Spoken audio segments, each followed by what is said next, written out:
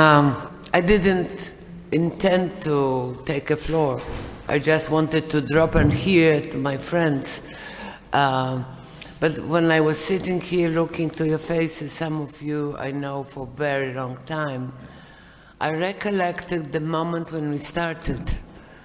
And there was a conference in Warsaw, as far as I remember, or maybe here in Venice and then in Warsaw.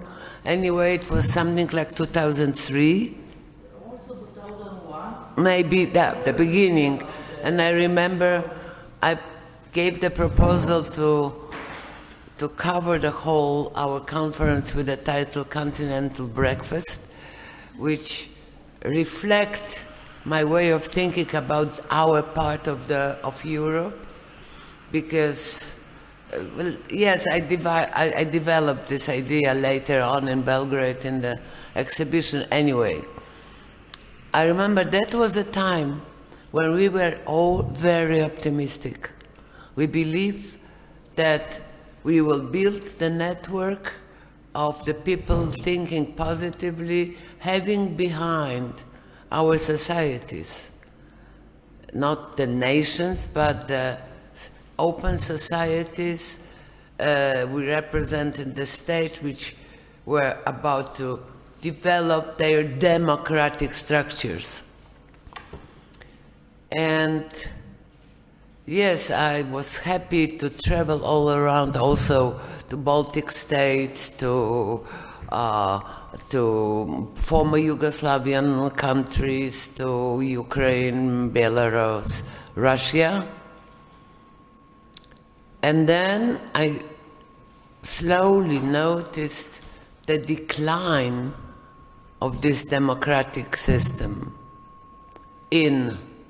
well, in Belarus there was never done, but in Ukraine, for example, or in Baltic states that I follow, and all in, even in Serbia where I worked, there was something. And then this decline and the growing up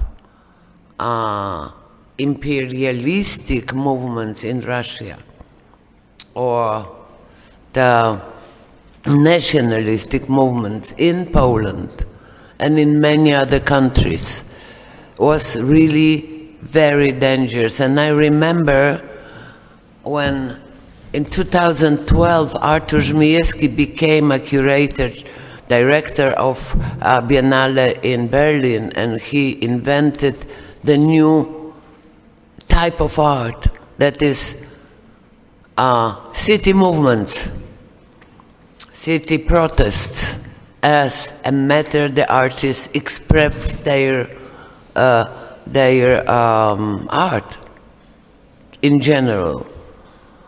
That was a bit prophetic. He collected many groups who collaborated or were co-organizers of the protests in the whole world, because this kind of protests organized in the cities were done everywhere on different reasons, or for different reasons. And then in 2014, when Putin took over the Crimea, and in St. Petersburg they decided to make manifesto, and they choose, I don't know why, Kaspar Koenig to be a chief curator of it. I approached him, he made a press conference in Berlin, and I said, Kaspar, if you still are going on with manifesto in St. Petersburg, when Crimea is taken over by Putin, you legitimize Putin. You legitimize the imperialistic movement in Russia. And he said, why? We have a full freedom in art. Nobody make any censorship in St. Petersburg. He couldn't understand that it's not about censorship in art. It's about the international danger because nobody reacted that time in 2014 that one state took over a part of the other state, just as such, as Hitler took Czech Republic in '38, and the conference in Munich said, "Oh, okay, maybe this will be the end, and Hitler will not go further on." He did, and I try to understand why the intelligent people who knew history didn't draw any conclusion from that period, from the late 30s. Looking what is Putin doing in 2014. It even intellectually developed Kasper Koenig. So then there was a Belarusian revolution, and I remember the exhibition that made in Berlin by Marina Naprushkina, who is more the activist than the artist, and who before worked with the refugees from Middle East in Berlin, trying to help them to settle. And she went to Minsk and participated in this fantastic revolution which took place in Minsk for 2 months, and then we know what happened. And Marina did the exhibition under the title, "No Time for Art." And what did it mean? That we don't know really now what to do now when, I come from Poland, and during many months the Belarusian pushed up on the Polish side of the border the refugees from Middle East, and they were not received by Polish government. So it was a nightmare what happened in the forests along pretty long border. Now they put the fence and the barbed wire and so on, and it was forbidden to help the people who got from one side, collected purposely by the Belarusians, and pushed them to the Polish side. And of course, it could, in normal situation, had we have a normal government, we in Poland, we could have helped those people, but it was illegal, became illegal, so we did it illegally. I mean, the help, like underground movement helping the people from the Middle East.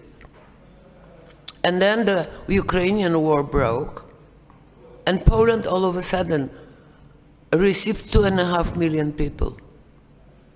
That means every 10th person was involved in helping in the whole Poland. That means that when it's not forbidden, we may do something good, despite, of course, of different situations, which happens everywhere and always. But I couldn't believe my eyes when I looked what was going on and how much the people are willing to help. But it's not the end. It's not the end. We don't know really what would happen in the future. There was, in Poland we have right-wing nationalistic government, and it might not change. We have the very interesting system in Hungary, just election. We face the elections in France in the coming Sunday. What to do? How the art could react? Only making the